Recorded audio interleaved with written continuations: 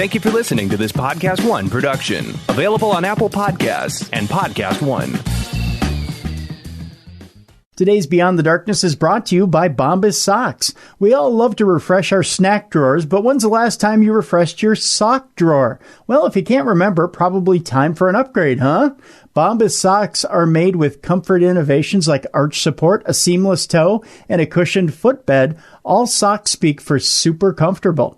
They all come in hundreds of colors and styles, making them perfect for men, women, and kids. Let me tell you about Bombas Socks. First of all, folks, I had a bunch of diabetic socks in my sock drawer.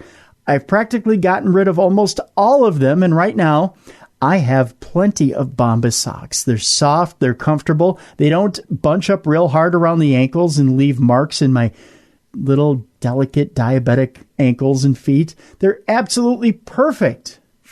I tell you, I recommend Bombas to everyone who has diabetic foot issues and foot problems. Bombas are perfect for diabetic feet. Bombas has a new line of merino wool socks that are made from soft, warm, and naturally moisture-wicking merino wool, designed with all the Bombas classic comfort features. From cool and dry on your morning run to staying comfortable in your office's freezing air conditioning, Bombas socks are ready to work as hard as you do. And for every pair of socks you buy, this is the great part. This is why Beyond the Darkness likes to support Bombas. Bombas will donate a pair for someone in need. Bombas are what your feet daydream about. I know my feet daydream about it. Simply buy your Bombas at bombas.com/darkness today. And here's the great thing. You get 20% off your first purchase. That's bombas.com/darkness. And you'll get 20% off. Bombas.com/darkness. Get 20% off.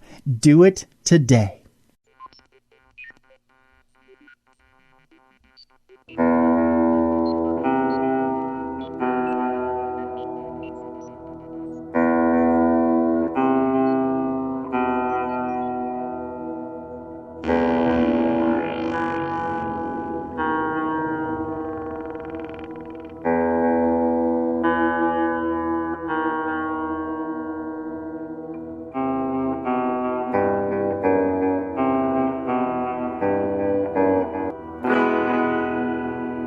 Welcome into the best in paranormal talk radio. This is Beyond the Darkness for a Sunday. I'm Tim Dennis in for Dave Schrader, who is in, I don't think it's jolly old France, but it's France nonetheless. And if you want to join us around the world for any paranormal trips, anywhere we're going around the world to explore the strange and unusual, you can go to darknessevents.com. Now, Dave and I will both be in Chicago, October 18th through the 20th for Chicago Ghost Conference.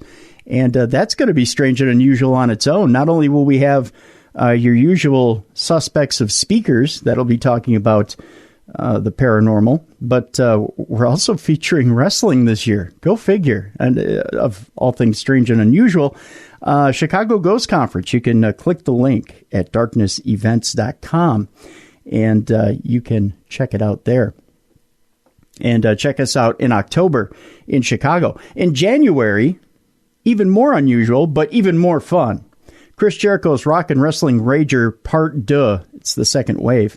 It sets the high seas, or set sail on the high seas. I'm never good at sailing the seas lingo, as it were. But we head off from Miami to the Bahamas for 5 days and sail right through the Bermuda Triangle, as Dave and I are your paranormal experts. That's kind of a oxymoron, as it were. But we sail the high seas from Miami to the Bahamas. That's in January. And you can get your details right there at darknessevents.com. Click on the link there. I think there's less than 10 cabins available for this thing. You got to check out the guest list. It's amazing. AEW Wrestling is the wrestling that's actually on board. There's actually live wrestling on a cruise ship if you've never been on this cruise before. Plenty of rock bands to entertain you as well. Podcasts galore. And your special guest host for the cruise is Fluffy himself, Gabriel Iglesias. Go figure. Lots of great stuff. Of course, you get plenty of Chris Jericho in the ring. You get plenty of Chris Jericho on stage with Fozzy. It's a great time. And, of course, you got the King of Drip himself. You've got Ric Flair on board. You got to love that. It's all on that cruise. ChrisJerichoCruise.com, or just go through darknessevents.com and book your cabin. There's less than 10 available. I don't know what you're waiting for. If you've been waiting this long, you're almost out of luck. But check those two events out as well. That's where you can see Dave and I for the rest of 2019 into 2020. Let's get to our guest, shall we? We've got an interesting program. You know, we like to play the game What If every once in a while here on Beyond the Darkness and talk about what if certain things happened in the world, as it were, and certain scenarios around the world. And today we're going to play a little What If with our guest, Mike Pearl. Mike Pearl is a columnist for Vice Magazine, and he has a book out called The Day It Finally Happened, or the Day It Finally Happens, Alien Contact, Dinosaur Parks, Immortal Humans, and Other Possible Phenomenon. Let's welcome into Beyond the Darkness, Mike Pearl. Hi, Mike. Hi, Tim. How's it going? Thanks for having me on the show. It's going great. It's going great. You know, so we like to play the speculation game around here at Beyond the Darkness quite a bit, and we like to play What If quite a bit. And I've seen a lot of things in my day. I sound like an old prospector here, Mike, but I'm not as young as I may sound on the air here. But I have seen a lot of things, even in the last 10, 15 years, that have surprised me, and even on the world stage, when it comes to things like I don't know that I'd even say the political front, but even on the political front, I've seen some things that are bizarre. You know, when you talk about, you could talk about anything from President Obama going after Osama bin Laden, a president going after a terrorist head and taking him out, to even the surprise of President Trump being elected. Stuff like that is shocking. I mean, you know, a president being elected to a nation that has no governmental experience. Yeah, I mean, things do seem to have taken a turn for the more sort of like cinematic. They seem to be things that seem to be from a movie or TV show seem to happen in real life these days. And I actually wrote way back in 2015. One of the things that sort of set me on this course of writing What If articles, and now this book, was when I wrote an article, a series of articles, one about what would happen if Bernie Sanders were president. This I wrote in 2015, mind you, okay. and one on what would happen if Trump were president, that were seen as quite outlandish, and that's certainly changed now. Now I don't think people see those things as quite so outlandish. And the funny thing about that Trump article way back in the day, the one that completely came true, was that the historian that I spoke to, Brian Ballow, was he made a prediction that certainly came true in my case for the Trump presidency, which was, he said, what seems exciting now in the midst of a Trump presidency is going to get pretty boring, and people are going to kind of want to cancel it like a TV show. And you know what? In my case, that has definitely come true. I'm kind of bored with it, actually. You know, you do raise a good point, and that is there a certain amount of fatigue, I would think, on both sides of the aisle? I think, is there fatigue on the left? Are we tired of hearing the same stuff over and over again? And on the right, are we tired of hearing complaints about the same stuff over and over again? You know, are we getting tired of, pardon my language, but I'm going to throw it out there, are we tired of each other's shit now? I mean, it does seem like we are.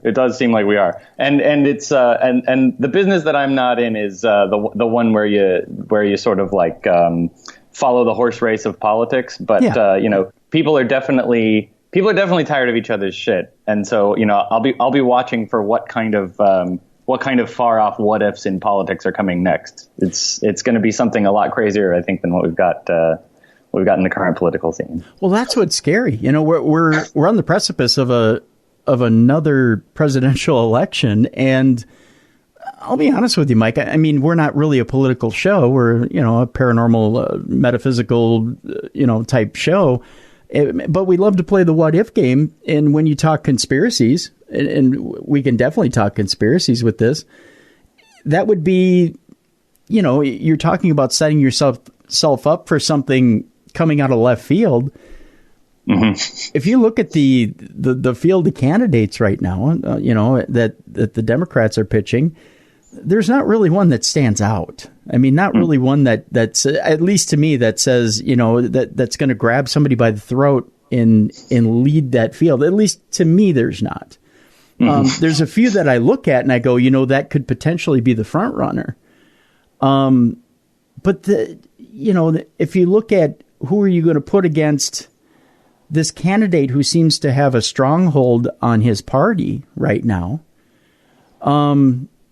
you're talking about, do the Democrats throw a curveball in there that potentially, just as wild a curveball as the right threw in with Donald Trump, and maybe you do get some bizarre candidate out of left field, and we just have.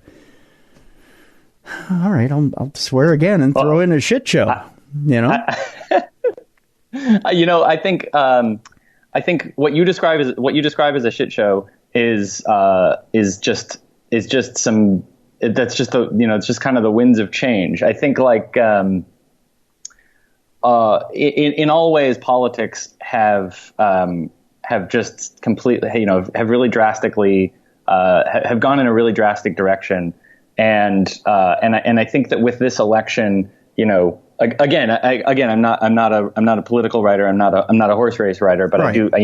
But I watch these trends, and it does seem to me like there's a lot of a desire for things to go quote unquote back to normal for kind of the toothpaste to get put back in the tube, but toothpaste just doesn't go back in tubes, Yeah. And so. My prediction is that it's never going to be normal again. It's never going to feel normal again. We never get to wake up and feel the way that we used to feel watching the news. It's just for the rest of our lives going to have, as they say, a bit of a different vibe from now on. That's unfortunate. I want to bring up a topic with you that Dave and I we have this running bet on the show. We've had it on the show for many, many years, and I think you'll be entertained by this, Mike. We've ever since the quote unquote you're gonna laugh at this, the quote unquote zombie outbreak, with bath salts, when bath salts were the thing, and right. People were trying to eat each other. And Dave called it the zombie outbreak. I laughed at that. And then, of course, I'm of the belief that technology or Skynet will take over eventually one day. So we have this running bet over a box of Twinkies because we figured it should be something rather trivial that we're betting over. And we both love Twinkies. Sure. So I've got the bet that eventually machinery will take over. He has the bet that eventually the zombie virus or bath salts will take over and we'll all be munching on each other. And that's how the world will end. And it'll happen sooner than later. And we've kept this charade up for years with our audience. And in that, there is some very real elements, at least to the technology side of things. It seems like every day there's a story coming out about technology gone wrong. You have robots at Amazon that accidentally get into the bear spray. I hadn't heard that one. You hadn't heard that one? No, I had not. Oh, there was an Amazon. It was an Amazon warehouse where they were. It was an automated robot that had accidentally punctured a giant canister of bear spray, and it had caused a giant leak in an Amazon warehouse. Oh boy. Yeah, there's stuff like that. You have videos that are appearing on social media about these robots that can do amazing things. And you just see things that people just tag with Skynet. It's the coming of Skynet. Right. You see technology. You're carrying around a cell phone or an iPhone that has more memory in it than anything we shot up into space during the moon landing. Right. So let me throw this at you, Mike, and I'll let you expound on it. When it comes to basic technology, when it comes to computers, when it comes to IT, what is your worst case scenario in your mind when it comes to this? It's my worst case scenario when it comes to technology right now is that it's taken away from me. I'm so completely reliant on it.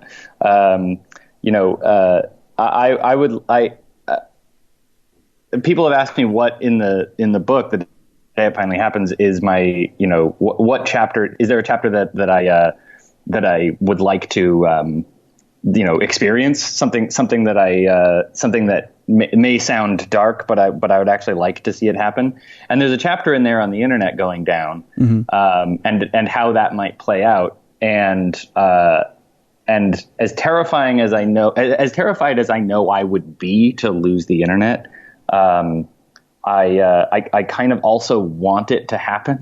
Okay. If that makes sense, because I simply am so, I know I'd be lost without it. I can't imagine my life without the internet. There's this like part of me that desires that chaos. This part of me that's like, well, then flip the switch. Let's see what happens, if that day finally came. Can I go back to something you were saying about, you were talking about zombies and the singularity. Yeah. I love those topics, and I like that you have been thinking about those in terms like that. Mm-hmm.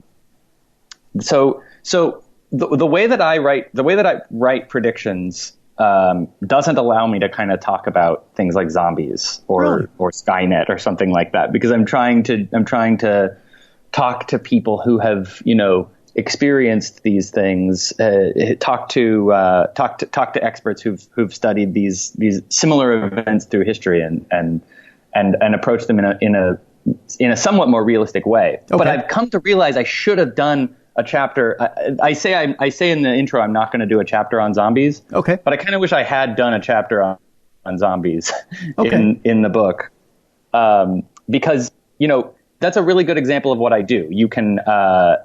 You can look at something like zombies, and you can think of it as a problem with. You can think of it as an epidemic, right? If there's a zombie outbreak, then it's a disease. Okay. And so this is sort of how I write the book. I sort of like conceptualize it using conceptualize something that maybe doesn't exist using things that do. Okay. And so if you have a zombie outbreak, then you have people catching some kind of plague, something that maybe spreads like Ebola. Okay. Spreading. It seems like it spreads via blood. It spreads by those viruses usually spread by like a bite. Mm-hmm. So then it would maybe something that would be contagious in a way similar to Ebola, and it would have a kind of a mechanism of onset, maybe similar to rabies. Does that sound right to you? Yeah, something similar to that. Sure. Makes people aggressive, makes people attack one another. And so, as I write these chapters, I would go to people who've been maybe attacked and bitten. So a chapter in my book on zombies would interview somebody who's been bitten by another person, or maybe somebody who's been attacked by a chimp, because a chimp attack would be, I think, kind of similar to a zombie attack. So then I would want to know what that's like to feel teeth, cutting into your skin. Like, what do you feel? Ooh, and I would want to talk to an epidemiologist who was there on the ground during Ebola, who could tell me, what it's like for people to have to shun their neighbors because they're infected, something like that. Mm-hmm. So these things. So a zombie outbreak in the abstract, sounds almost kind of fun, but when you think about having your skin ripped off by an attack, somebody who's biting you, or you think about your neighbors being consumed by this horrible disease and you having to shun them and keep them away from your family, then it becomes much more visceral. It sort of stops being a game, if that makes sense. So anyway, so I was glad you brought that up, because it gave me a chance to kind of like talk about how I write these chapters. Sure. Well, why? And let me ask you this: why did you not go to that extreme? Was it because it didn't fit in with the criteria, or because it was a little bit of a stretch? It was because it's too much of a stretch. I think if I gave people, I think the way that I write these chapters, if I said zombie outbreak, I'd be speaking about it very literally. Oh, okay. And talking about it in practical terms. And since zombies are really at their core, they're this like Caribbean myth that comes from like I guess the voodoo religion, yes. I gather, and some kind of drug that's used to control people, which I'm not sure works the way the legend says that it does. Right. Zombies are essentially not real enough to qualify for a chapter. Otherwise, I definitely would have done it. Yeah. Okay. Yeah. Understandable. Now we may be splitting hairs here, because you do have skeptics out there, especially in the paranormal world, who would say, okay, zombies, you say not necessarily real enough, but you do have things in your book like alien contact and dinosaurs and things that, although you claim, okay, could be real, how do you prove aliens are out there and real, yet zombies aren't?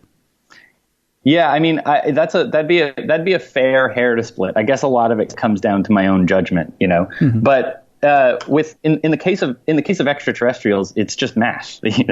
There's just you can kind of crunch your own numbers. I sort of like crunch the numbers on exactly how many. I think what I did to deduce that aliens are probably real, but there's a pretty good chance we'll never actually encounter them. I figured out that you'd have to imagine every potentially habitable planet as a grain of rice, and so if each one of those is a grain of rice, then you would have to individually inspect every grain of rice in, I think it was 800,000 bags, 800,000 20-pound bags of rice.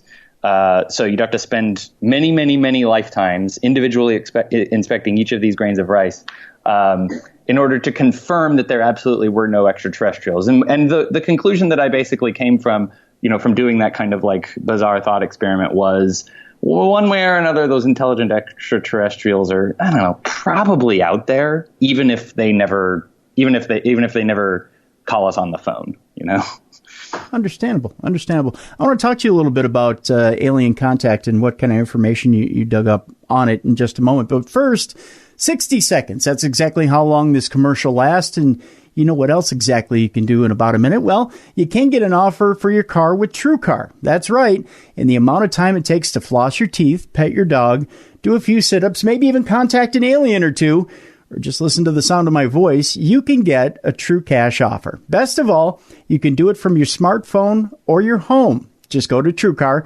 simply enter your license plate number, and watch how your car's details pop up. Answer a few questions, and you'll get an accurate true cash offer from a local TrueCar certified dealer. It's that easy. After that, you can bring your car in, and they'll check it out with you together. You can ask questions and get your answers that you need, so there's no surprises. Then simply leave with your check or trade in your car for a new ride. So when you're ready to experience a better way to sell or trade in your car, check out TrueCar today. Welcome back to the best in paranormal talk radio. This is Beyond the Darkness. I'm Tim Dennis, filling in for Dave Schrader, who is across the pond, I guess. That's a pretty big pond. And we are in today and talking to Mike Pearl, whose book is out there and available right now. It's called The Day It Finally Happens, Alien Contact, Dinosaur Parks, Immortal Humans, and Other Possible Phenomena. It's available right now on Amazon.com. Mike, do you have a website that you wanted to put out there as well? Sure. You can check me out at MikeLeePearl.com or just find me at Mike Lee Pearl on Twitter. All right, cool. So we're talking about alien contact. Now, in the book, as you even pointed out yourself, you like to put it in a bit of reality and go to sources and find out exactly what it was that they encountered or what it was like to actually have alien contact. Who did you encounter that had this type of contact? Well, I didn't go with any. I didn't go with anybody who's had close encounters of the third kind for my chapter in the book, because what I instead the approach that I instead decided to take was maybe a little bit more of a disappointing scenario, because I'm supposing, for the purposes of this book, that the aliens contact us by accident. I think that's probably a little bit more likely. Okay. The folks at Berkeley that I spoke to, Dan Wertheimer of the SETI Institute at Berkeley, and also Chris Impey, the British astronomer who works at the University of Arizona, that was kind of what they steered me toward. That was what they said in the SETI field. They sort of like anticipate most of all would be the likely outcome, I'm afraid to say. So that they just kind of happen upon us by accident, and we happen to get the crap scared out of us is how this happens. Exactly. So, what they imagine is, or what they anticipate is that we will encounter a pulse of light, for instance, or maybe a radio signal, maybe a pulse of light, maybe just a shadow that covers a star or something. And what we will discover is that this pattern that is maybe 100,000 light years out there is just simply too perfect to be organic, or maybe we're able to figure out that it's a language. We can't decode the language. It's a Fibonacci sequence. It's a bunch of prime numbers all in a row. It's a bunch of pulses that describe prime numbers all in a row. And then we spend ages trying to determine, did we send something out there? Is that our own technology that we're accidentally intercepting here? And then finally we make the determination that no, it looks like there's a star out there. The star has a planet. We think maybe there's something out there. There's some piece of infrastructure that is beaming a signal accidentally to our planet, and we just picked it up, and now we know that there's something out there. And the sad part is that if the signal really is that far away, maybe those aliens are dead by the time we're seeing this, this evidence of their existence. What they told me was, if you want to contact a species that is that far out into the far-flung corners of the universe, that you have to, if we receive the signal, if we say hello back, then we have to wait hundreds of generations before we find out what happened when we sent that signal back. And then if we're going to get a third reply from those aliens, then we have to wait hundreds of generations again to receive that reply. So it's this sort of like multi-generational, this sort of knowledge that they're there, this knowledge that we're not alone, but what do we do with that knowledge? There's not much to be done with it, unless they send us some information, which is possible too. Who knows? Right. Have they said that they believe that they're already in possession of some sort of message, that they maybe haven't decoded it yet, or that they think they may be onto something already? Well, no, I don't think they said it had happened yet, but they have had similar. A few years ago, there was that darkening in one corner of the night sky that people thought might be a quote unquote a piece of alien infrastructure. It turned out to just be some natural phenomenon. But they did say that it would probably be kind of like that. The actual contact would kind of be like that. And that's why what I did in the book was I gave us Twitter on the day that the alien contact gets confirmed, that the peer-reviewed paper that says, "Oh, we've confirmed it. These are aliens." I gave us, what is it like to open up Twitter and just start reading everybody's thoughts at the moment that everybody finds out that aliens are real, confirmed, no question about it. What's it like when that day finally comes? And as I described Twitter on that day, and you have to read the book to sort of like find out what it's like. Sure. It's not too different from Twitter. It's not too different from the Twitter that already exists, basically. So you're of a mind that people can pretty much handle it? I wouldn't say that. No? Okay. I think people who can handle it, and people who can't handle it are people who already can't handle the news on a day-to-day basis. Probably couldn't handle that news either. See, I'm more of a mind of I don't think the majority of people can handle it. You already see, Mike, what the world is like already.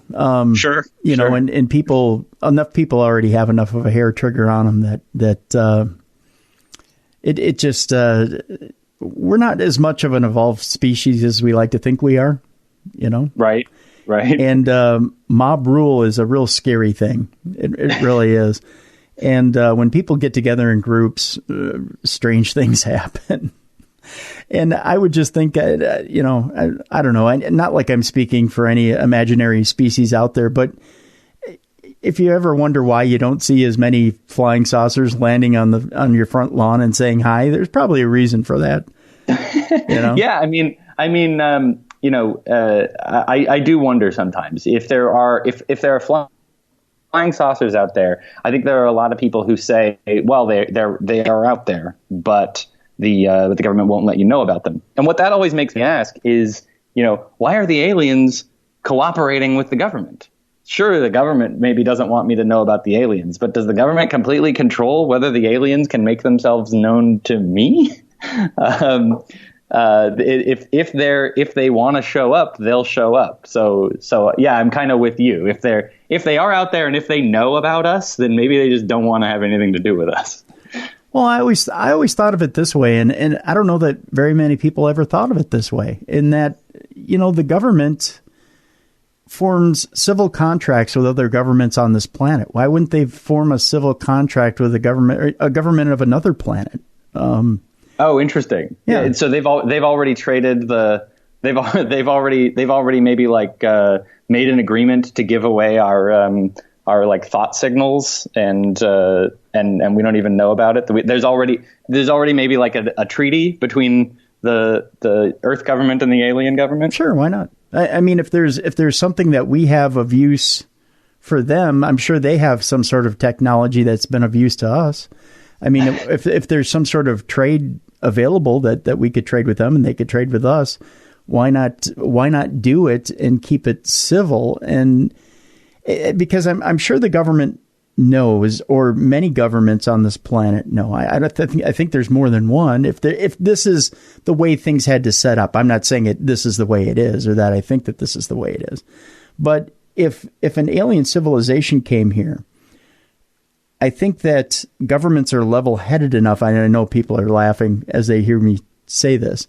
That when hey, I'm not laughing as you chuckle. But there's I think when it comes to negotiation or seeing the value in trade amongst civilizations, they're seeing the value in, you know what, we don't have to like this group of people. We don't have to necessarily respect this group of people, but they have something we want. So we can negotiate with them, get what we want from them. They'll give us what we want. We'll give them what they want. And we can leave them in relative peace, especially if they have more firepower than we have. Yeah. Whereas as individuals, if you have mob rule running around and they see somebody that looks stranger than they do, the first instinct is, I have to defend my tribe. So they may take a shot at an alien as opposed to walking up to it and saying, we come in peace, So I think that's where the government is saying, you know what, we're going to protect our citizenry by simply denying that it's out there and just saying, no, there's nothing out there. You're mistaken when you see an alien, because we're protecting mob rule from doing something that might hurt themselves. But at the same time, we're going to use this treaty that we've developed for the good of our people. So, for example, that little cell phone that you're using, or even the Skype line that we're using to talk to each other now, might have been developed from alien technology. You never know. You never know. But if it was developed off that technology, then we all benefited from something that the government did by using that power of treaty between two civilizations. And in the same time, we were all blissfully unaware that they made that treaty. I like, what you're, the thing that you're talking about, sort of that our telecommunications maybe come from alien technology. It reminds me of, Britain wanting to trade opium with China, where it's like this was something that seemed beneficial for them at the time. The merchants definitely wanted to sell people opium. Yep. People were willing to buy the opium, and but then when the damage from the opium became clear, and it was like, hey, maybe no more opium, then that was when the shit really hit the fan, and you get the opium wars. I sometimes wonder if we're not there in terms of our telecommunications. Maybe we've had enough internet. Maybe we don't want any more of this damn internet, but we're kind of stuck with it. Exactly. That's the thing. We've now interwoven artificial intelligence, technology, and everything into our daily lives to the point where maybe now we're starting to become slaves to the artificial intelligence, into technology. And We've phased out a lot of the humanity in society. And now we're at that point, like you say, with the opium wars, where we're becoming a slave to the product. Yeah. And what do you do from there? Hopefully not fight a war with the aliens who have foisted this opium upon us. Yeah, exactly. I mean, it's a big what if scenario, but if that's truly what it is, then where the next step goes. Right. But that's just a what if, or I suppose, or you never know where this came from. Now, I tend to believe this, Mike. This is my belief. My belief is we don't give human beings enough credit for developing the technology in the first place. I really do believe that whether you want to call it divine intervention, whether you want to call it inspired creativity, whatever you want to call it, I believe there is a spark of humanity that is creative enough to come up with a lot of this. Oh yeah, definitely. I completely agree with you. I look at a lot of this stuff, and as much as I criticize it, and as much as a lot of it makes me uneasy, I really think it's amazing sometimes to look at the way that technology, that human ideas, many different. You were talking about divine inspiration. If you look at it if you look at a smartphone as a constellation of other people's of many people's ideas, going back decades and decades and decades, and you look at how all those pieces of technology funneled in and turned into something like the iPhone, it is really amazing when you think of it that way. When you think about the many people whose ideas all turned into one object. Actually, my friend Brian Merchant wrote a book called The One Device about the many inventors of the iPhone. And I agree with you. I think it is astonishing. But I think of it as a piece of like a mass project, a big cooperative project. Right. And the human mind really is, it's a beautiful thing. There's so many, so many creative things that come out of it. And in the fact that there is the logical along with the creative that exists side by side with it, and the things that it can do. It's a beautiful thing. It really is. And people don't give the human mind the credit that it deserves. We think, well, there's just no way possible that can be done. It had to be aliens.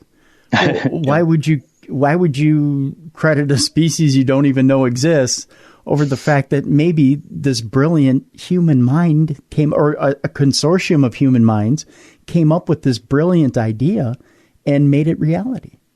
Sure. Absolutely. Why is that so hard to believe? Yeah. People see this dichotomy between logic and science and creativity as if they're two different things, and it's like, well, and speaking of contact with aliens, Carl Sagan is such a great example of somebody who had the science and the logic and the creativity, all in one person. It's all right there. You don't need aliens, just need more people like that. Exactly. You've got that right.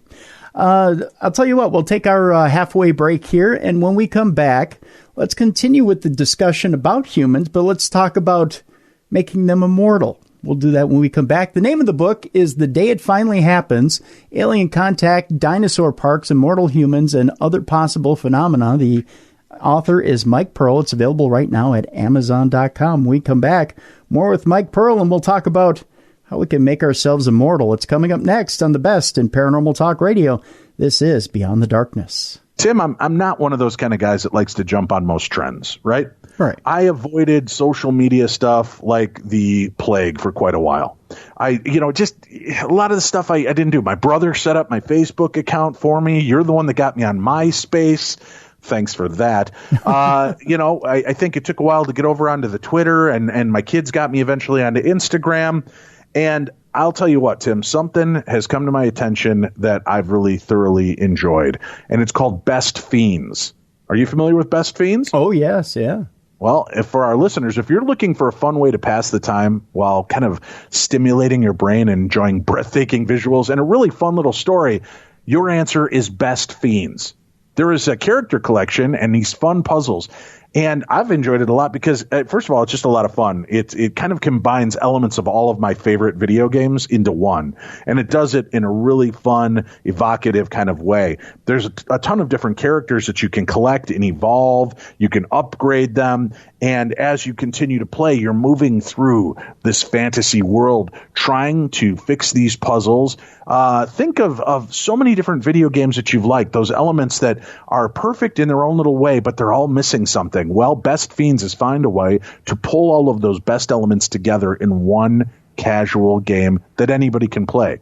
But it is made for adults. With that said, my kids play it all the time, and now we sit around playing it together. They get a kick out of seeing how much further they can get past me and advance past me. The forerunner in our house, by the way, is my wife, Tim. Mm-hmm. Winnie has kicked my ass time and time again. Every time I think I've made it to a great level, I'm on like level 68. Mm-hmm. And she's like, oh, yeah, I hit that a couple days ago. I'm on 89 right now. But my kids and I are always neck and neck, and we're playing along and having a lot of fun. And I've been playing it for a while. I enjoy playing it. I play it a couple times a day. It's perfect when I just have a little bit of downtime and I'm looking for something to kind of engage me. And I have fun doing it, which is the important thing. There's bright colors. It's a really cool visual design.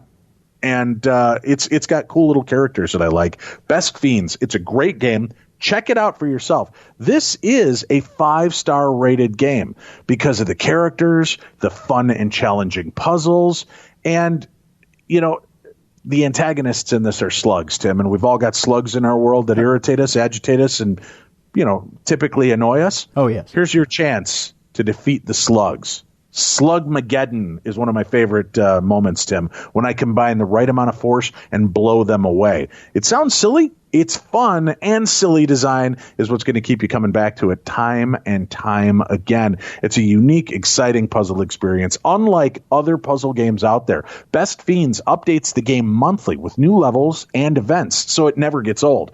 And Best Fiends treats the game like a service for their players. If you find yourself playing in random weird places or you play at random times, talk about that with everybody else on Facebook. I'm on. You can actually link in. You can pass gifts to one another. And since I've joined, I have a lot of our listeners that will send me gifts. I've returned the favor and sent them gifts as well. You don't have to play this game alone. 100 million downloads globally. That's downloads. That's amazing. And it doesn't require internet to play. It's great for traveling. You can play anywhere, anytime, plane, subway, etc. This is a fun, breezy, engaging game. Try it out for yourself. Take it from somebody who does not jump on trends or takes a long time to get there. I'm glad I found it, and it is so much fun. Engage your brain with fun puzzles. Collect tons of cute and fun characters that are multi-powered. It's got a 5-star rated mobile game app on the Apple Play Store and in the Google Play Store as well. Download free on the Apple App Store or Google Play right now. That's Fiends. Fiends. Best Fiends. Play it now. Have a great time. Join Tim and I in our adventure. And while you're out there, send us gifts. We need to get further in our game. You'll find us linked to our Facebook pages. That's the best way to have this game and share it with all of you. And it's a good way to compete. How about that, Tim? Let's compete with these listeners of ours. I love it. All right, check it out now. Best Fiends. You're going to be glad I told you about it. It's time to turn it up with your new favorite podcast, Expeditiously with T.I., here right on Podcast One. Join the rapper, entrepreneur, family man, and activist as he bridges the gap and sheds light on important social topics and much more in an authentic, eyebrow-raising dialogue that might make you want to pull out your dictionary. Download new episodes of Expeditiously with T.I. every week on Apple Podcasts and Podcast One.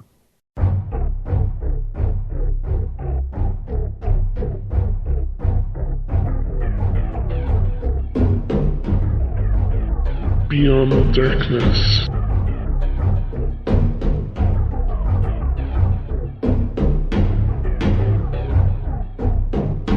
Welcome back to the best in paranormal talk radio. This is Beyond the Darkness. I'm Tim Dennis in for Dave Schrader, who is in France, but we'll be back next weekend as we continue our journey into the strange and supernatural. We'll have supernatural news on Saturday, and again, another great guest on Sunday. Our guest today is Mike Pearl. He has a brand new book out there called The Day It Finally Happens, Alien Contact, Dinosaur Parks, Immortal Humans, and Other Possible Phenomena. And before the break, we told you we were going to jump into another phenomena, one that I wish I could enact, but Mike, I don't know, with all the stuff I have going on health-wise, I'd want to do this. Immortal humans actually living forever. I tell you, Mike, I'm so broken down right now. And when I say that, a lot of us say, oh, I'm so broken down. Dude, I've got 13 herniated discs between my neck and my back. I've got severe arthritis all over my body. And now my ticker wants to do some stuff to me. Do I want to be immortal, first of all? Well, I think you do. I think you do. I kind of butted heads with some people at a few places in the editorial process when I was writing this chapter, because they kept saying, talk about why people wouldn't want to be immortal. Talk about why death is good. And I was just like, well, I don't know. I'd rather not die. I think it's okay to want to maybe, if not, it maybe not live forever. I'd love to live for 1,000 years instead of maybe 80. That sounds fun. Yeah. I think of it this way. Fun stuff is here in alive, and over there in dead, there's nothing there. There's nothing to do. So I think, I don't know. I say in the book, I think it's okay to talk about wanting to be immortal, or to at least want to live a really, really long life. Give yourself permission. Give yourself permission to say, like, it'd be nice to live forever. Well, let me ask you this, okay? Because you kind of, when you say immortality on this side, you kind of, you start to wander into people's spiritual beliefs too. Sure. Sure. Sorry. No. And that's fine. That, because some people say, well, but, the people who do tend to, think, well, but I've got that beautiful stuff over on the other side. And why would I want to, I want to go. I don't want to be here forever. But then, I take the side of this, Mike, and that's this. I love my life. I love my life here. Even though I do go through an incredibly tough physical time over here, I love every moment of my life. I love being around my family. I love being around my friends. I have a great time. I love to joke around. I love to make people happy. So I have a great time with life, even though there are extremely tough times in life, and we've all had them.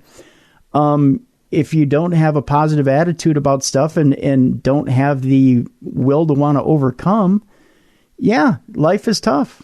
But if you have an attitude of, well, I'm going to knock the bad stuff over and I'm going to really enjoy the good stuff, then life's a bitch, and you do want to get buried 6 feet under.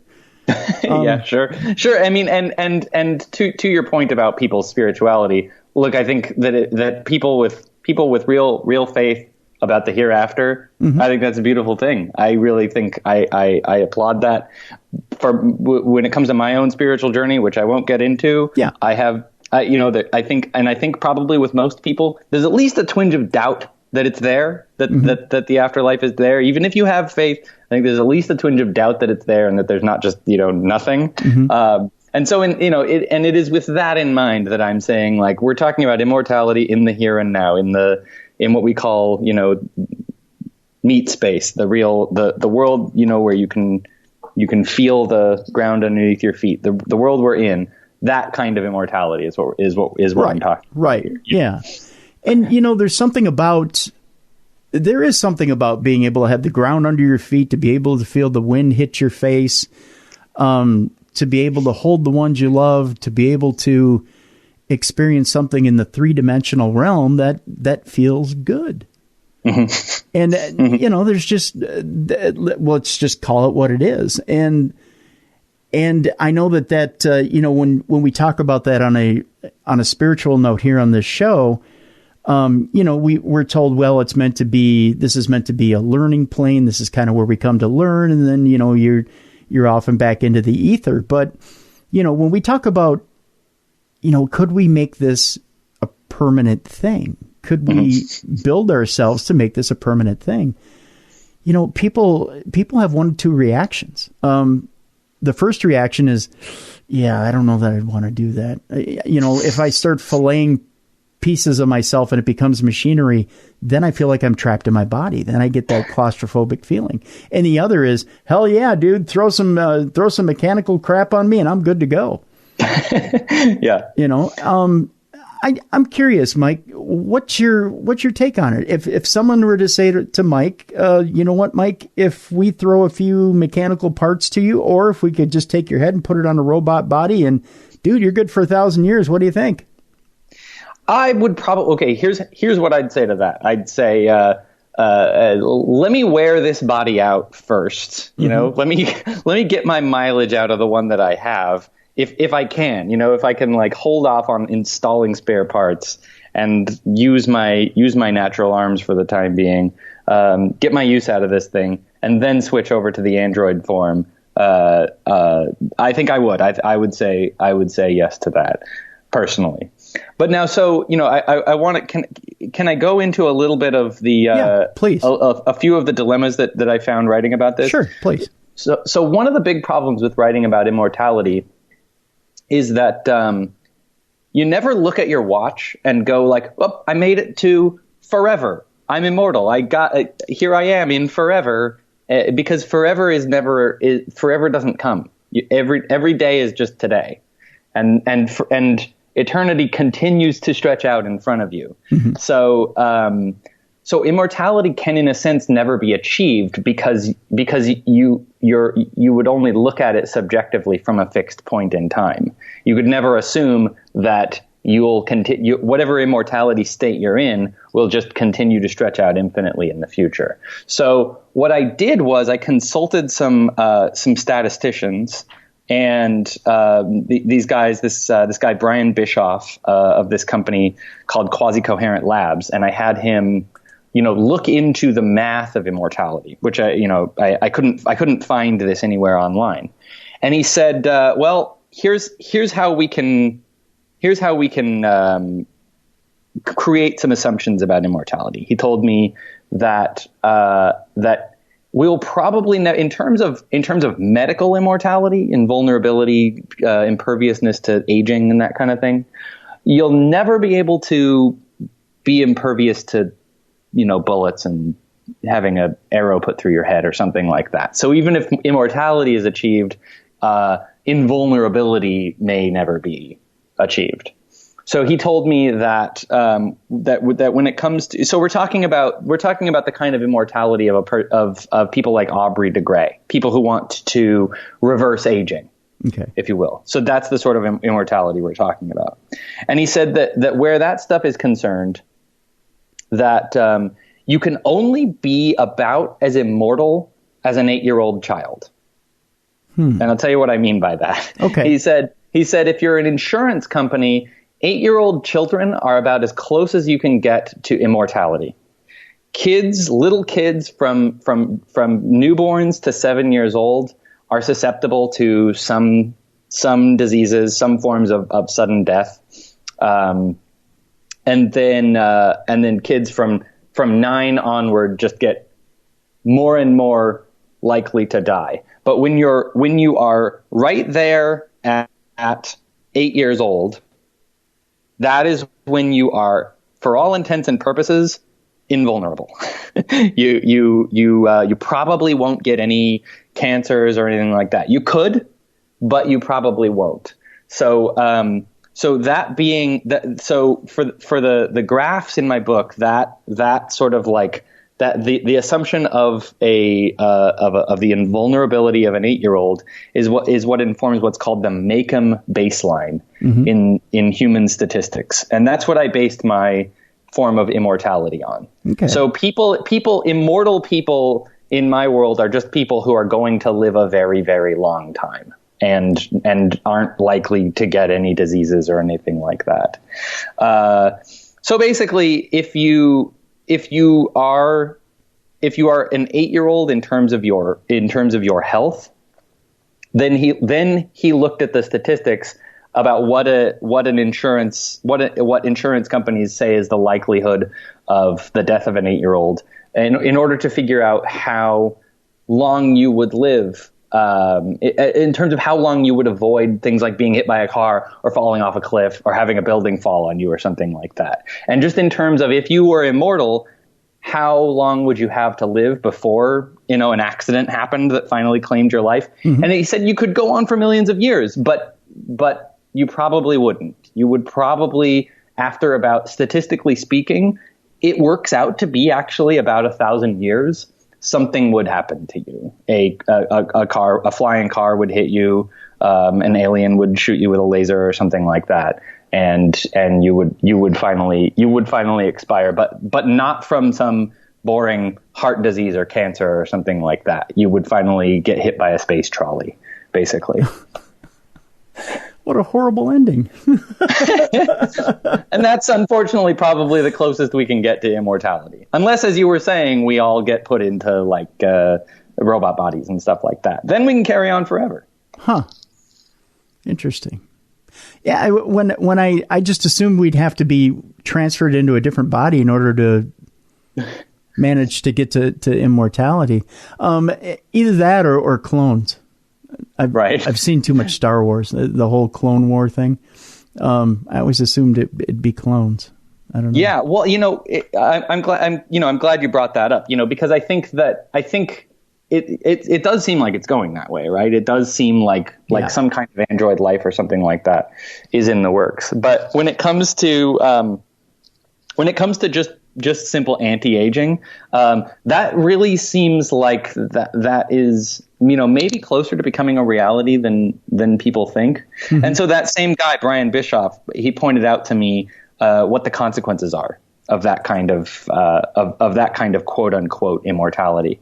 And he said, so he basically measured the amount of space that it takes for a human to live, not the space that you live in, but the amount of space on Earth that you take up in terms of resources.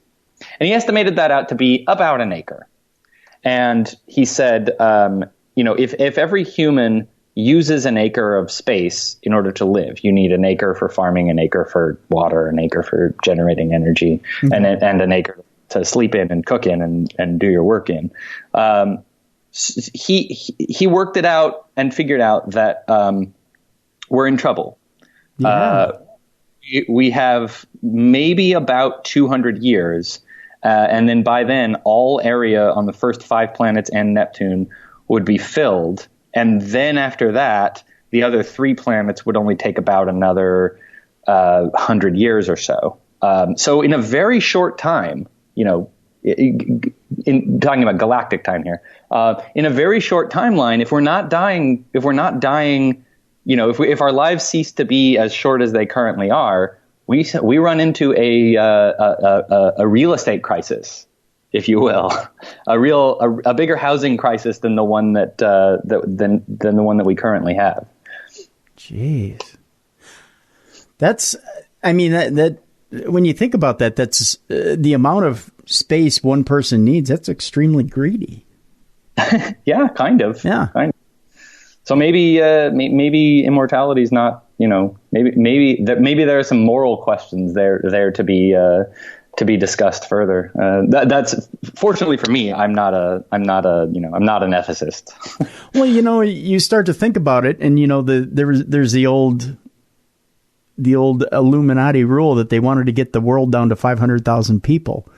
Maybe Right. There was a reason for that. I mean, maybe they knew the entire time that the world could only hold so many people.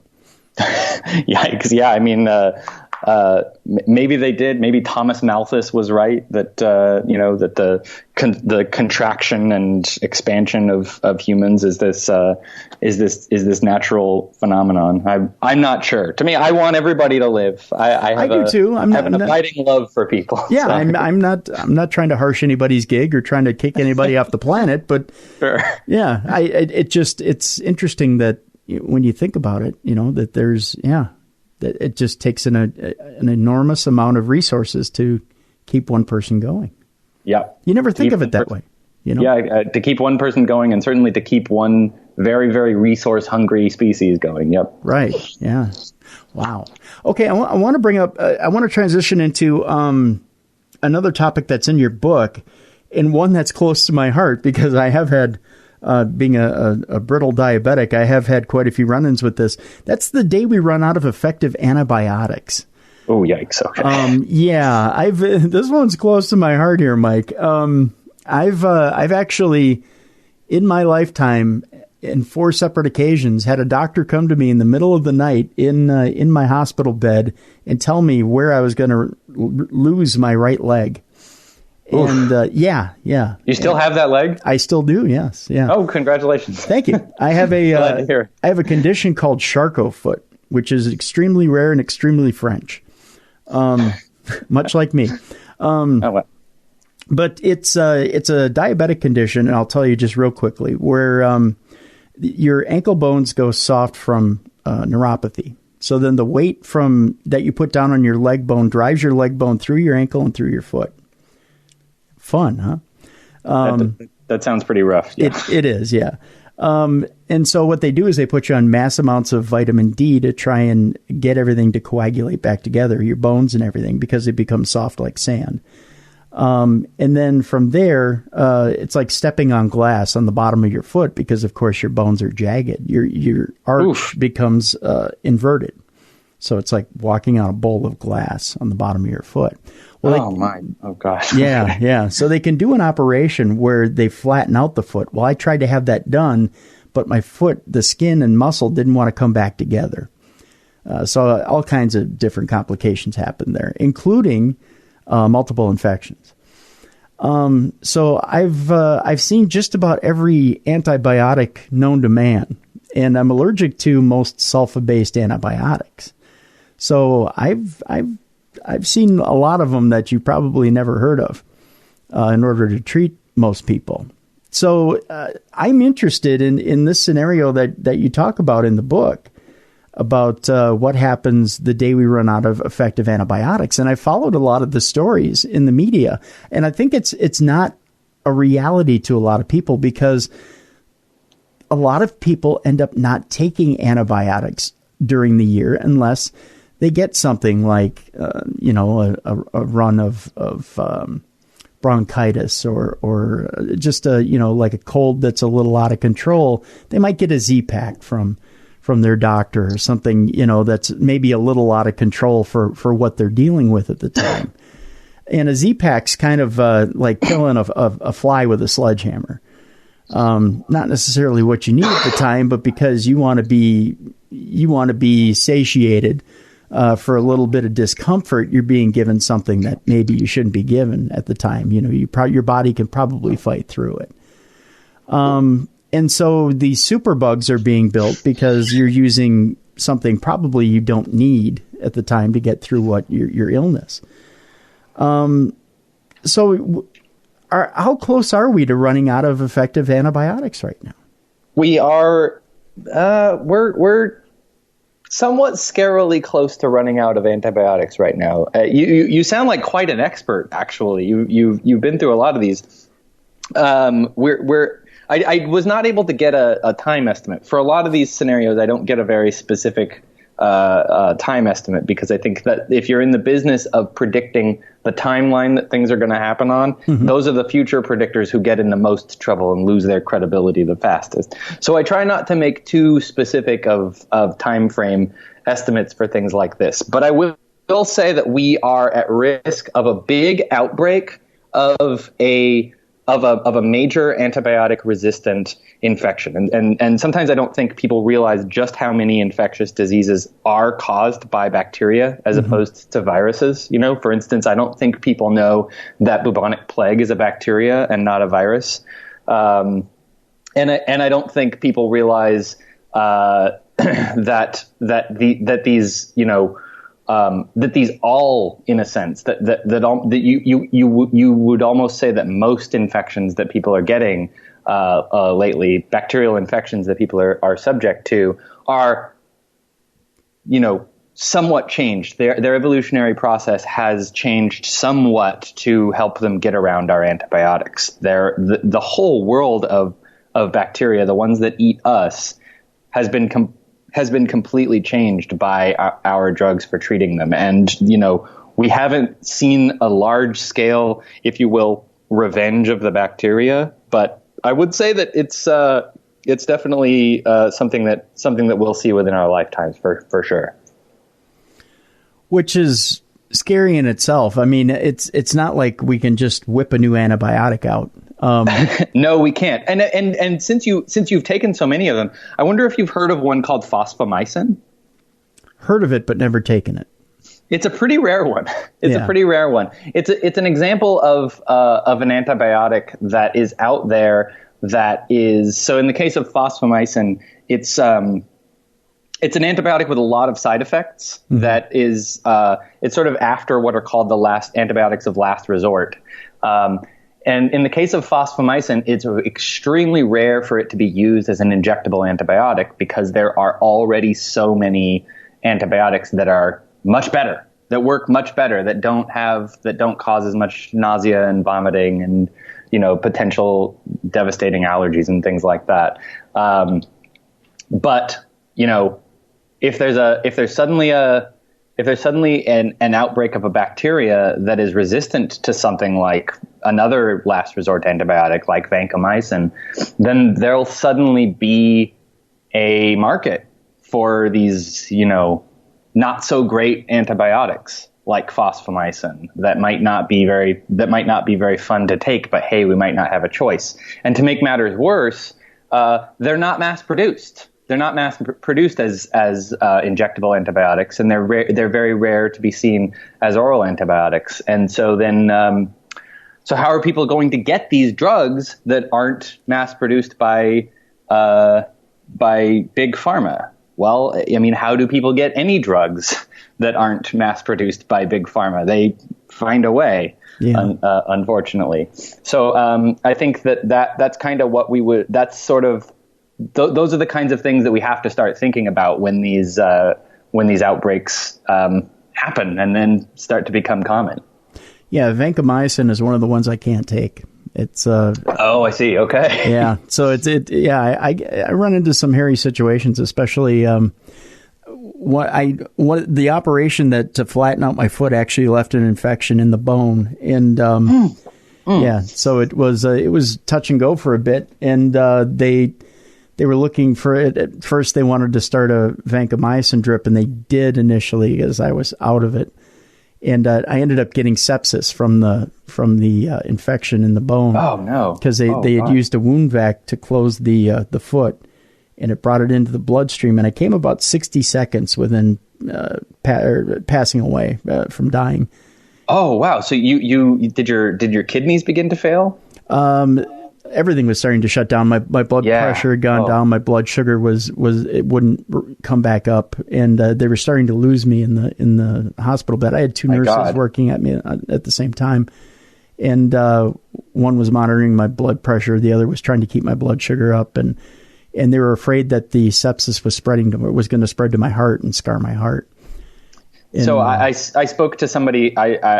You'd have been a great interview subject for the book, because I spoke to I sought out people who had experiences not unlike yours. Going through advanced sepsis is no picnic. No, and most people in your position, I'd say you're extremely lucky. From my research, it sounds like you're among the 1 in 5 who get that far and survive, because they are fortunately usually able to find a working antibiotic that works. And then they'll also in a situation like yours, they also do a lot of excising tissue. But it sounds like they didn't have to excise too much infected tissue in your case. Nope. Okay, good. I had very good doctors at the University of Minnesota. They worked very quickly. They diagnosed it very quickly. They worked very quickly, and they actually didn't have to do very much at all. So, I'm so glad to hear it. Because like some of the more interesting experiences that sepsis victims go through, as it really begins to advance, is there's this extreme constriction of the blood vessels, right, as organ failure begins, which was described by this guy Christian Armstrong that I spoke to. As what he experienced when his blood vessels constricted was that his IVs shot out of his veins. They shot out and shot across the room because his blood vessels constricted so tight and so fast, which just sounds absolutely terrifying. Yeah. And then he said that they, in order to find a vein, they held him upside down. His veins were so thin, and it was so hard to find a place to insert an IV after that they had to hold him upside down so that his blood would run downhill. And only once they did that did his veins enlarge enough for them to inject him. And the really bad news in a world where there are no effective antibiotics is, they won't be injecting you with antibiotics at that point. They'll be injecting you with morphine because it's over. Right. Pretty much. Yep. Yeah. Yep. Yeah, it was a scary scenario. I know that much. I didn't want to know odds at that point. I knew the odds were 1 in 5 at that point, but I didn't. I was like Han Solo. I didn't want to know the odds at that point. I just knew. I mean, it sounds incredible. That is quite a story. Yeah. But one thing I want to say about antibiotics is that we've been fighting this battle against bacteria since, the big coming out party for antibiotics was World War II. Mm-hmm. And since that happened, we've kind of become way too accustomed to things like just taking a course of antibiotics, like you were saying, when you get an infection, you say you have an STD infection, mm-hmm. you have chlamydia or something like that. And doctors are pretty much accustomed to just saying, "Oh, but we'll just give you a course of antibiotics and you'll be fine." And those days might soon be over. We are starting to see, as horrible as this phrase is, antibiotic resistant sexually transmitted infections. Ooh, wow.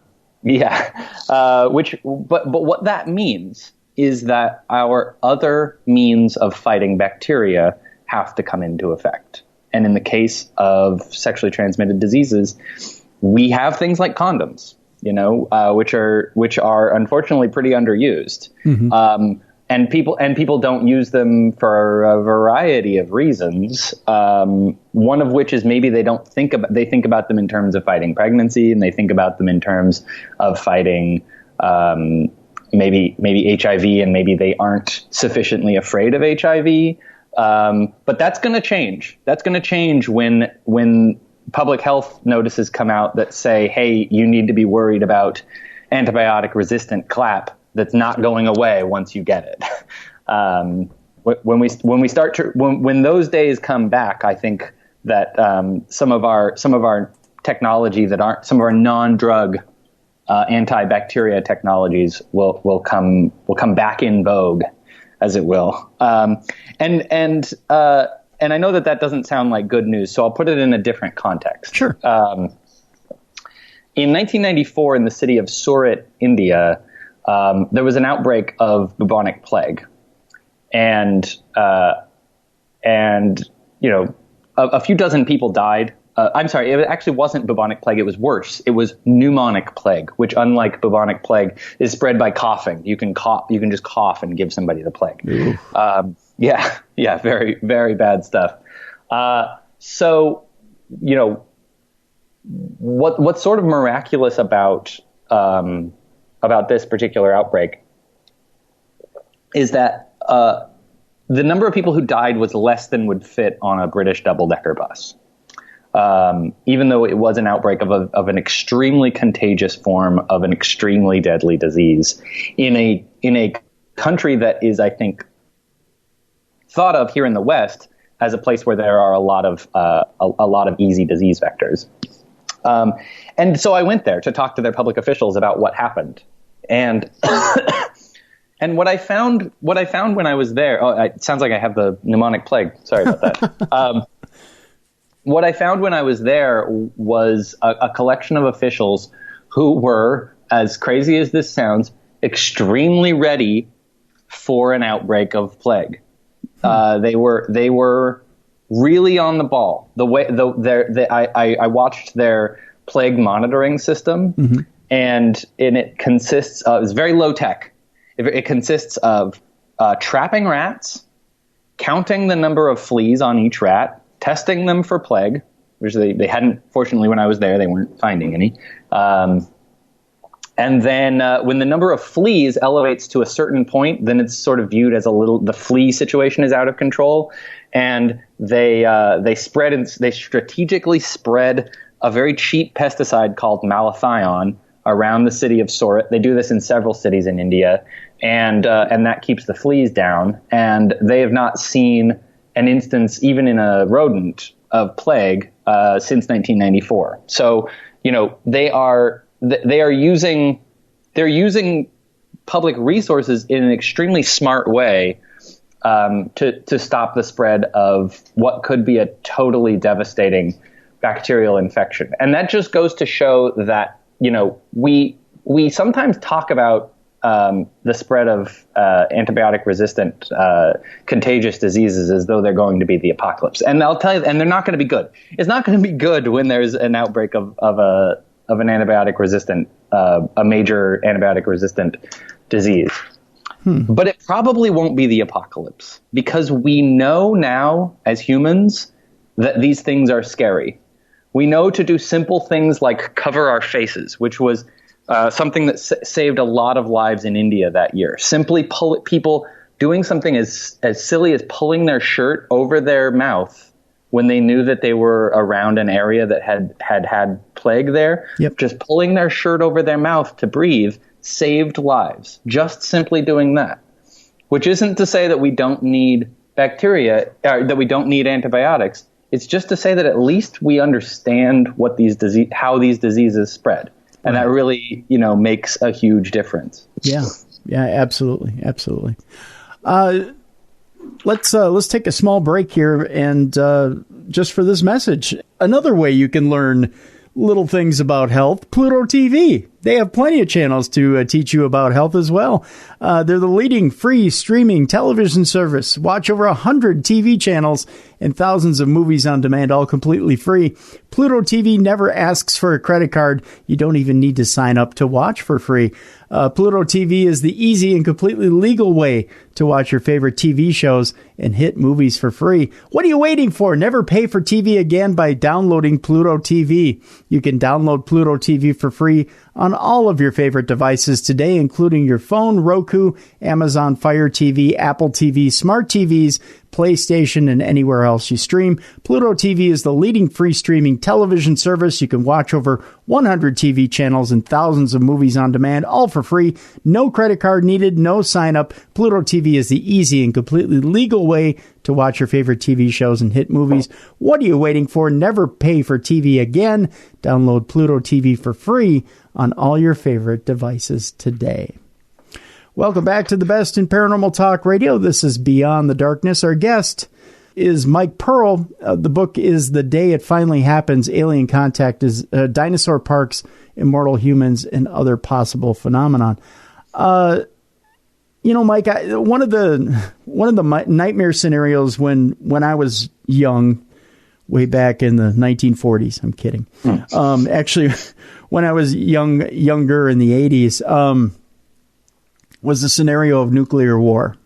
Mm-hmm. And, you had the movie The Day After on ABC, and we had we just had the bejesus scared out of us when it came to scenarios of nuclear war with the Soviets and America, and that died down for quite a while.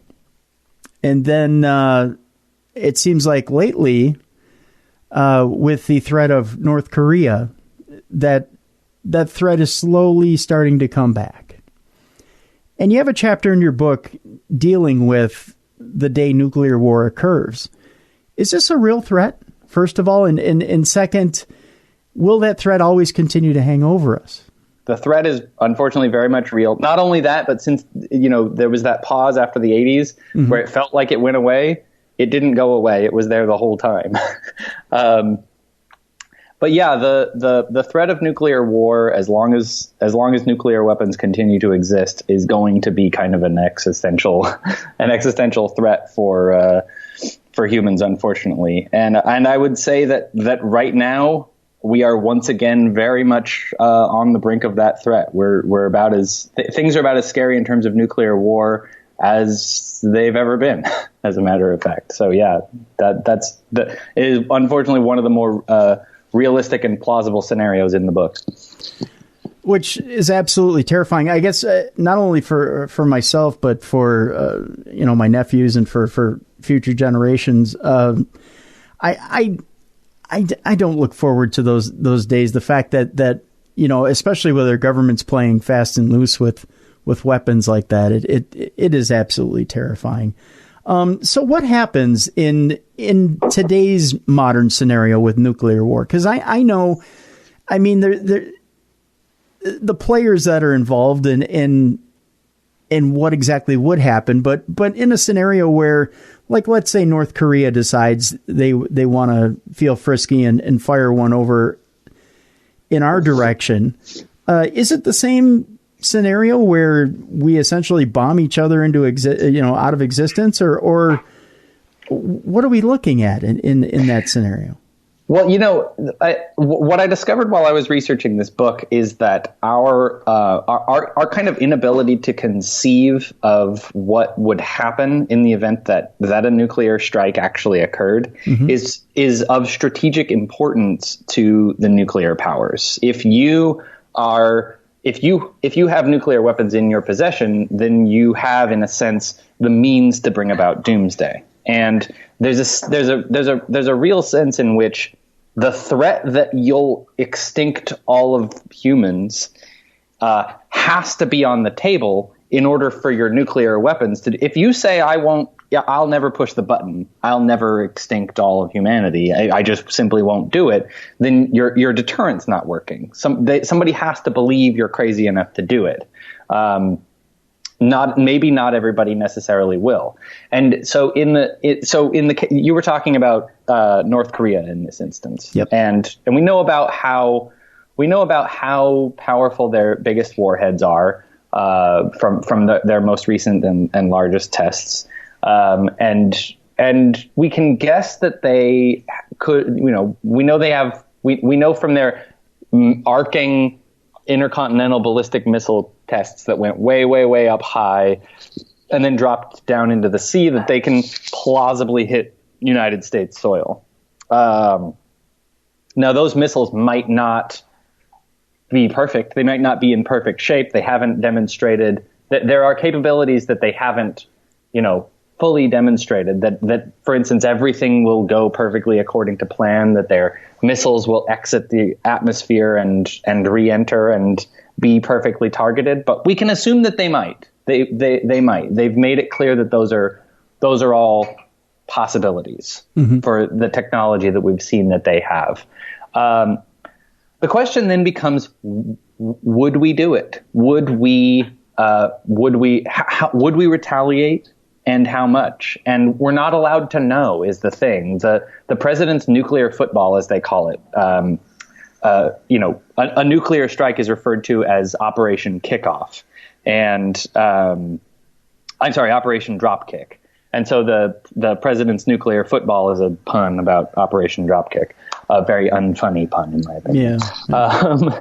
And so in the event that we're bombed, then the football gets opened up. President opens up that sleeve and it says, "Oh, did they just bomb Hickam Field in Hawaii? Well, then in that case, here's where our current warheads are. Here's the missiles that they're attached to. Here's who they should target, and here's how many we should launch." And they just say, "Well, do we do it or do we not?" And we have no idea what those orders are. It might be that if there were one nuclear strike on U.S. soil, that we would say, "Okay, do it. Drop 50 nuclear warheads on North Korea, annihilate the entire country." But we don't know if that's what we would do.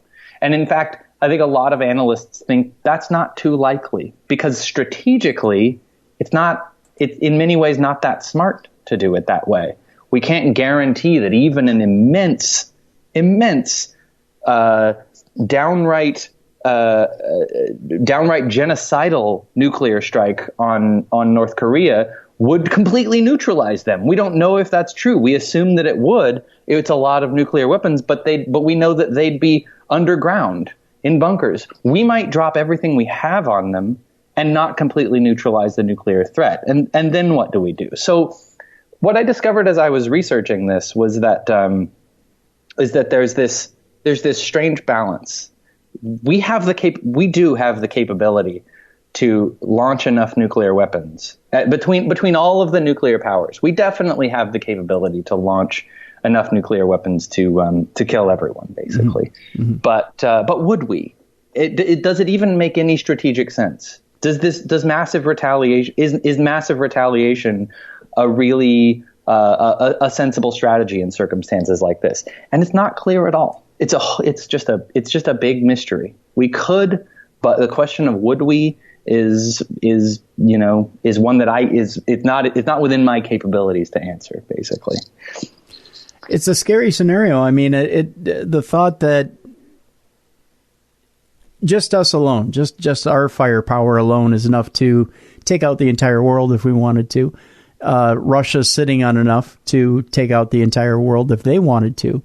Now you have North Korea, who has a fairly nice stock sitting where they're sitting.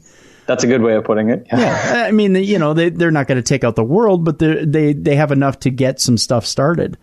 And you have you have Iran who's building up their cache. So you have other, I guess, what we considered third world countries in the past that are building up their arsenals. And it seems like it's easier and easier to get a hold of nuclear weapons now. Which in itself is a scary prospect. I don't know that in this day and age, that this is a weapon that we should be playing with. It was bad enough when the Soviets and the U.S. had them and we were stockpiling them in record numbers. And it's not exactly an easy weapon to just take apart and throw away. No, certainly not. Yeah, and the trouble, of course, is that we are our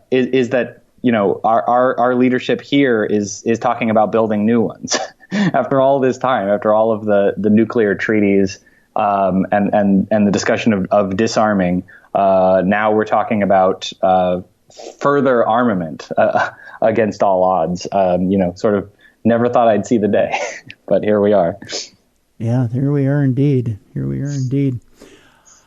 I guess with that, there are other scenarios here in this book that you do tackle. One of the last ones that I want to talk about, and it's kind of one of those ones we've seen in movies before, but I absolutely have to tackle it with you because this is one of the movies one of the movie franchises I've always looked at and shook my head at, and I do have to tackle it with you here, Mike.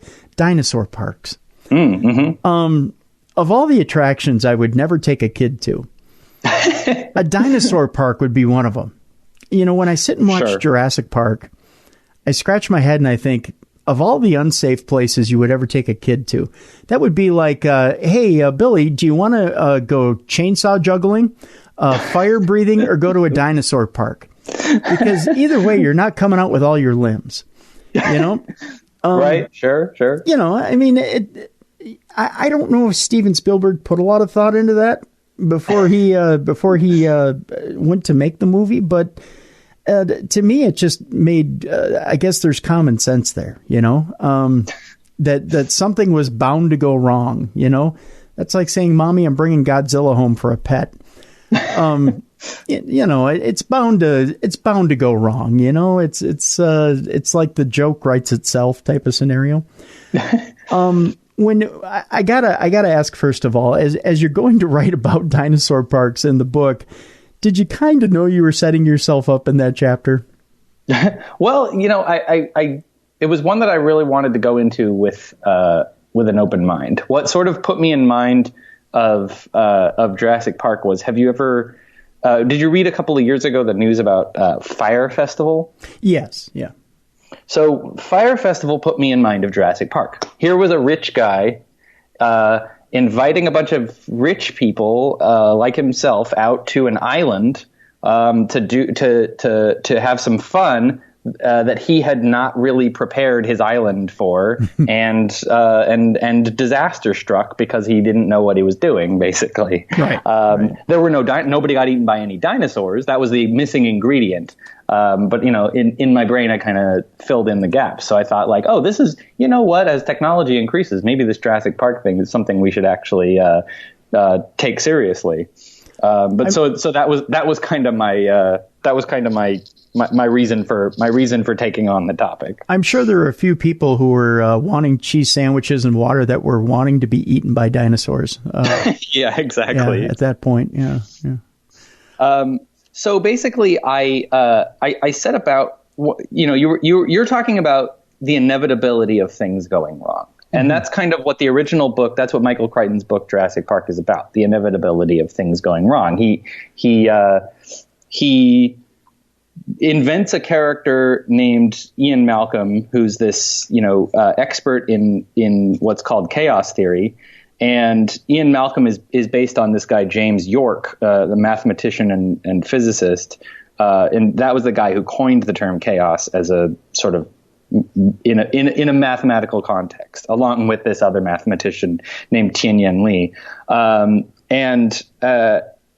So I got a hold of him. I got a hold of York, and I said, how certain is it that a dinosaur island would be a disaster? How, do we actually know that it would necessarily be a disaster?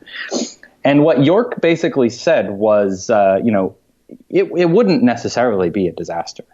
He said, just look at any amusement park or any zoo, and you'd see that any amusement park or zoo would be a disaster if you didn't have planning and backup plans, and you didn't do everything that you could to figure out. You have to, in the case of a Jurassic Park, you have to beta test. You have to see those dinosaurs on that island go berserk once, and then, but in a controlled way, and then put them back into place. So I kind of like, it was a strange sort of way to try and comfort me. But I kind of saw his point. When I was I went to Six Flags not long after that, and I was on a roller coaster. And down sitting out in a dirt clearing, when the roller coaster was stopped, I could see a little dirt clearing. And in the dirt clearing, there were a bunch of mannequins that were the mannequins were basically jugs full of water, and they were right next to an area where they could be just like plunked into the seats in the roller coaster where I was sitting. And it made me think of Jurassic Park. I looked at those jugs of water, and I thought, that's me. And when they were testing this roller coaster, they stuck that jug of water in place of me and let it go around the track a few times because they must have tweaked something. And if that jug of water falls out, or that jug of water gets hit by a plank at 60 miles an hour, then they know not to let people on. And they've only let me onto this roller coaster because the jug of water survived, and I a very different jug full of a very different liquid.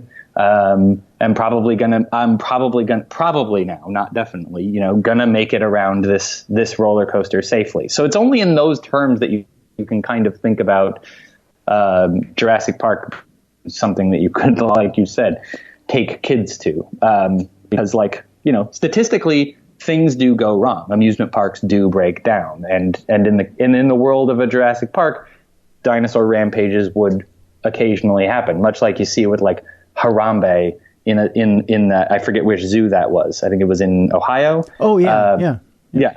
I mean, that was very much a Jurassic Park like situation. That's a zoo basically, and if that was a velociraptor instead of a gorilla, then people would be grieving the loss of a dead velociraptor. But in that case, it was just a gorilla. So I mean, Jurassic Park is a zoo. Yeah. Would zoo rampages happen if it was a dinosaur zoo? Yeah, from time to time they clearly would. But it might also be fun. You just have to do the mental arithmetic in your head to figure out if it's worth it or not. Zoo rampages might be fun. That's very punk rocky, Mike. I like that. Yeah, exactly. Get a little dinosaur mosh pit going. Right. We'll have the Cramps play. It'll be fun. That's a good way to end it, I think. A dinosaur zoo mosh pit. That actually would be a great name for a punk band. I like that. All right. Well, if by all means, we encourage people, pick up the book The Day It Finally Happens, Alien Contact, Dinosaur Parks, Immortal Humans, and Other Possible Phenomena. We've only scratched the surface today of everything that's in the book. There's lots of good stuff in there. The inspiration for the book was Mike's popular Vice column, How Scared Should I Be? And lots of good stuff in there, including the loss of the world's marine life, a lot of the stuff that we talked about today, the ban on guns in the U.S., even the arrival of aliens, and reports back from the future, providing a clear picture of how the world would look, feel, and even smell in each of these instances. It's a pretty comprehensive book, and it's got some great stuff in it. Again, it's available on Amazon.com. Go check it out right now. We'll have a link to that book in the description of this show. Mike, I want to thank you very much for joining us today. Thanks for having me. This was very fun. All right. And we had a great time. Myself, and I, and all my personalities had a great time talking with you as well. That sounded very awkward, didn't it, Mike? No, it was fine. Yeah, I had a great time as well. So thank you very much, Mike. Thank you all for joining us this weekend. And again, want to thank Mally Fox for joining us on Sunday for Supernatural News. Had a great time with her. Be sure to check out on YouTube, On the Rocks Radio. On the Rocks with Mally Fox. Her podcast will be coming out soon, her second episode. Check her out at YouTube for On the Rocks with Mally Fox. And we want to thank Mike as well for being on today. Dave Schrader will be back next week. For Dave Schrader, I'm Tim Dennis. Thank you again for joining us this weekend for the best in paranormal talk radio. This has been Beyond the Darkness.